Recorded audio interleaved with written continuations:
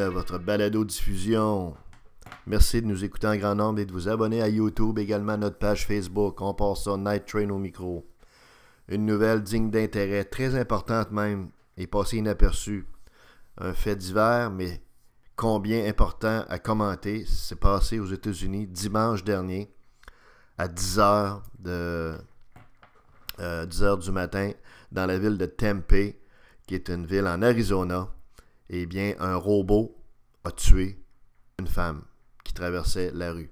Effectivement, Madame Ellen Herzberg traversait la rue dans la ville de Tempe par une très belle température chaude, un beau ciel bleu, 20% d'humidité, on l'a vérifié, donc les conditions climatiques étaient absolument parfaites, comme c'est le cas généralement en Arizona. Et cette dame-là a traversé la rue et a été frappée par une automobile qui était en mode autonome. Donc, une automobile qui se conduit tout seul par un robot. Il y avait quelqu'un, évidemment, un chauffeur qui était dans la voiture en question, mais qui avait mis l'automobile en mode autonome et qui n'a pas réagi à temps. Donc, la dame a été frappée, a été à l'hôpital et malheureusement, on a constaté son décès au bout de quelques minutes. C'était une automobile, la compagnie Uber, la compagnie de taxi, compagnie qui fait des bonnes affaires aux États-Unis. Et puis, comme vous le savez, ils ont une flotte de véhicules autonomes qui sont en mode essai, en mode testing, en mode bêta, mais de plus en plus en mode opérationnel parce que jusqu'ici, ça allait très bien. Ils ont des automobiles qui se conduisent seuls, des automobiles conduites par des robots dans les villes de Tempe, en Arizona, où a eu lieu l'accident, également à San Francisco, à Toronto et à Pittsburgh. Alors, Uber, après cet accident-là, qui a été fatal, a retiré toutes ces voitures autonomes. L'automobile Uber qui a frappé la dame qui est morte suite à ça, c'était une Volvo XC90. Ça, c'est un vu, c'est une très bonne voiture. Et comme on le disait au début, il y avait effectivement un chauffeur là-dedans. OK. Donc, la police a complété son rapport hier.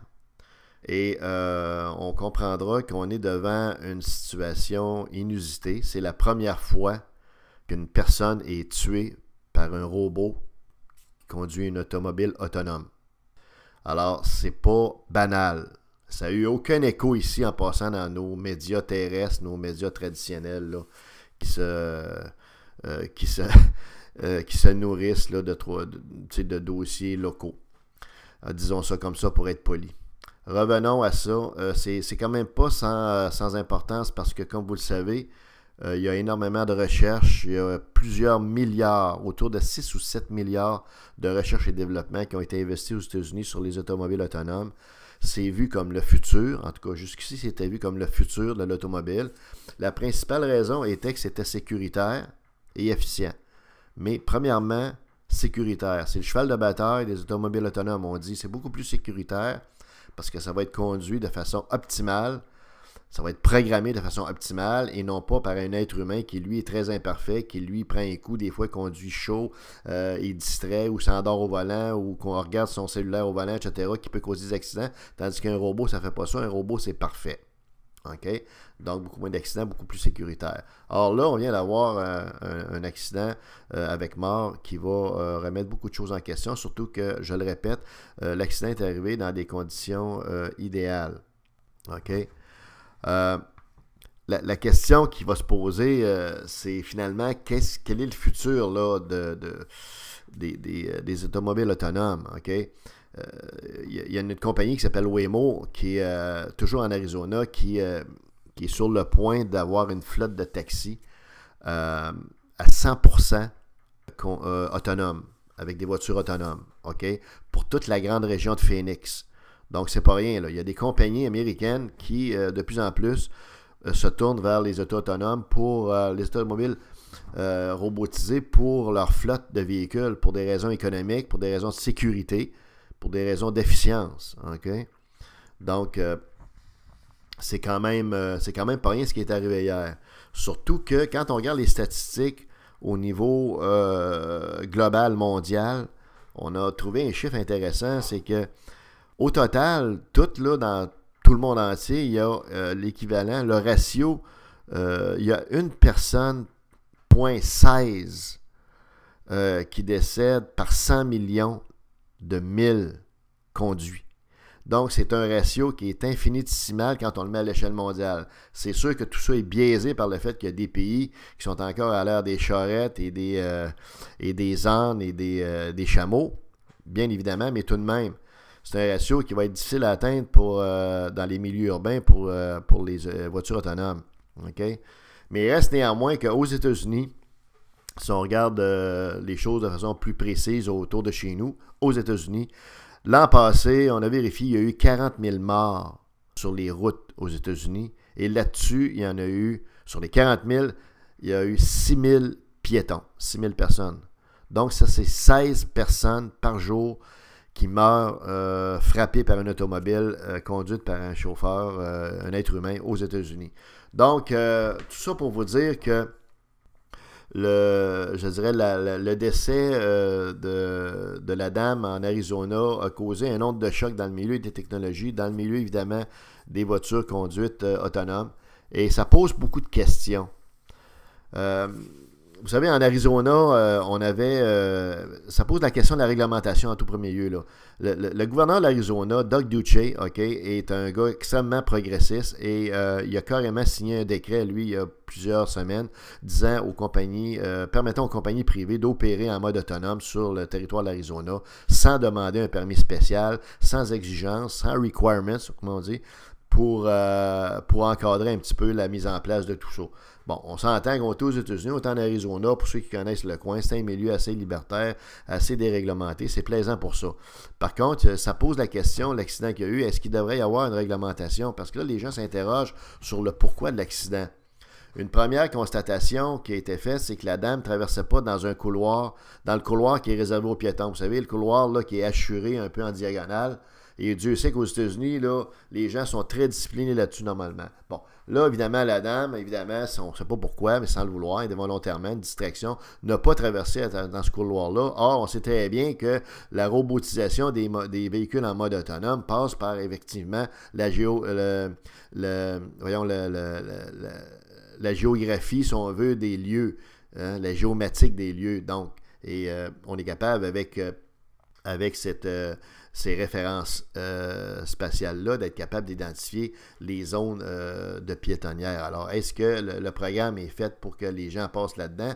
On ose croire que non, parce que ça ne sera pas trop beau, parce que ça veut dire que tous les gens qui ne traversent pas les rues dans les couloirs en question sont en danger. Fait que ça n'a pas bien de sens. Mais en deux cas, c'est un premier constat. L'autre constat, c'est que normalement, le chauffeur, l'être humain qui était dans l'auto, normalement, il est coaché pour réagir s'il arrive ou s'il anticipe une défectuosité du robot. Il est là pour prendre le relais, comprends-tu, puis désactiver le robot. Là, ça s'est pas fait. Il n'a pas eu le temps de le faire. On peut très bien comprendre que c'est le cas parce que la rapidité de réaction de l'être humain, s'il y a une défectuosité au niveau informatique, vous comprendrez comme moi que c'est vraiment pas une garantie de safety, là, de sécurité, mais pas pantoute. Là. Okay? Si tu es obligé de garantir par une réaction humaine, la performance d'un ordinateur, ben, je m'excuse, mais moi je t'inquiète là. Parce que c'est plutôt le contraire. Nous, on est des gens de techies ici. On est des gens de techno ici, dans le crew B-52. Fait qu'on pense que c'est pas une explication, là, mettre un chauffeur. C'est correct, là, c'est rassurant, mais bon, à moins que. C'est bon si c'est un flat là, d'avoir quelqu'un. OK, c'est un flat, tu peux changer un pneu, mais pour le reste, là, on repassera, tu sais. La question qui va se poser aussi, c'est est-ce qu'au niveau justement de Google Street, au niveau de toute la programmation informatique, il y a eu un fail, il y a eu quelque chose qui s'est passé. Ça pose des questions également éthiques là, sur qui est responsable quand... c'est quoi le degré de responsabilité quand un robot tue un être humain? C'est carrément ça. Et puis, est-ce que les compagnies d'assurance vont s'aligner de quelle façon, vont tarifier de quelle façon? Est-ce qu'il devrait y avoir une réglementation beaucoup plus encadrante? Actuellement, il y a 2 grosses agences américaines qui s'occupent de réglementer le transport, sont en train de préparer un bill pour effectivement mieux encadrer les voitures conduites par des robots. Donc, c'est quelque chose qui s'en vient, ça, là. C'est pas quelque chose qui... ensuite, évidemment, l'autre point, c'est que les compagnies qui font du R&D devront vraiment mettre l'accent sur l'aspect sécurité foolproof, là. Parce que les gens vont vite devenir nerveux ou, comment dire, ils vont se retourner nécessairement vers la conduite automobile traditionnelle par un être humain s'ils voient qu'effectivement il y a des failles qui font en sorte que les voitures en mode autonome s'attaquent ou en tout cas peuvent être une menace pour les piétons ou même pour ceux qui sont dans l'automobile en tant que tel.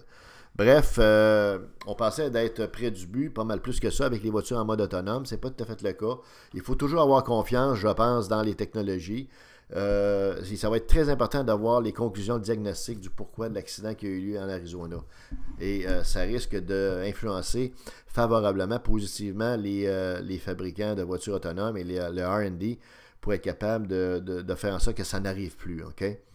Il ne faut surtout pas mettre le projet de côté. C'est prometteur. Cela dit, il reste qu'il y a une culture de l'automobile. Si on pense juste ici, dans la province de Québec, on est habitué de conduire notre char, de partir avec nos enfants, aller reconduire à la garderie, etc. Donc, on s'entend que la technologie des voitures conduites par des robots va prendre sa place, mais très, très graduellement et en parallèle et dans des conditions idéales. En terminant, les voitures à robots dans des conditions climatiques glaciales et arctiques comme celle de Québec devront nécessairement être adaptées et ça aussi, c'est un autre enjeu. C'était Radio B52.